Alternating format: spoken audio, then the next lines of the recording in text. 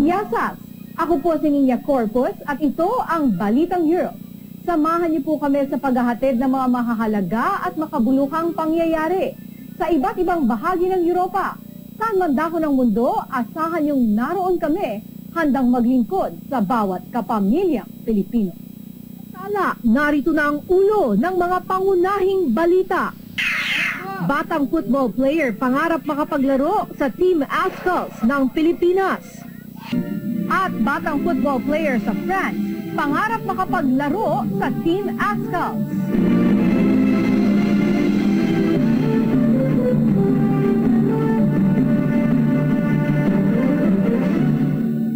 Inspirasyon ng mga kabataang Pinoy na naglalaro ng football sa France ang Team Ascals ng Pilipinas. Kaya naman marami sa kanila ang nangangarap na mapabilang at makapaglaro para sa grupo. Karamihan ng mga miyembro ng Team Ascals ay galing ng Europa. Isa kasi sa pinakasikat na sports dito sa Europa ang football. Marami ang natuwa sa sunod-sunod na tagumpay ng Team Ascals sa kanilang mga laban. Naging inspirasyon tuloy sila ng mga kabataang Pinoy dito sa France. Isa sa nangangarap na maging player ng Ascals balang araw ay si Daniel. Matagal na po ako naglalaro ng football. Sana po, pag malaki na po ako, makalaro ako sa team ng Ascal kasi magaling na po sila.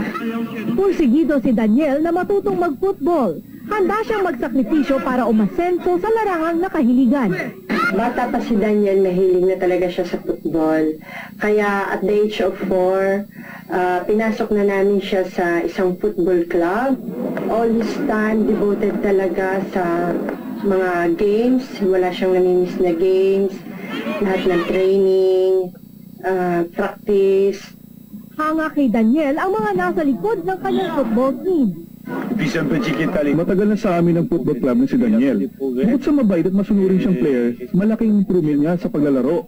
Sana naman ay mag-stay na siya sa aming football club dahil maganda ang kanyang team at kailangan namin ng isang katulad niya na manlalaro. Isa sa Daniel sa paborito kong player. Lagi siyang nandiyan sa practice. Buo ang loob at seryo sa mga laban. Malaki ang partisipasyon niya sa team. Madali siyang turuan at alam kong magiging mahusay siyang manlalaro ng football.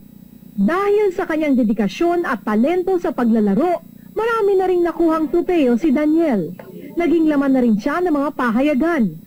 Bukod sa hangaring maging miyembro ng Team Ascals, pangarap din niyang makasama sa World Cup.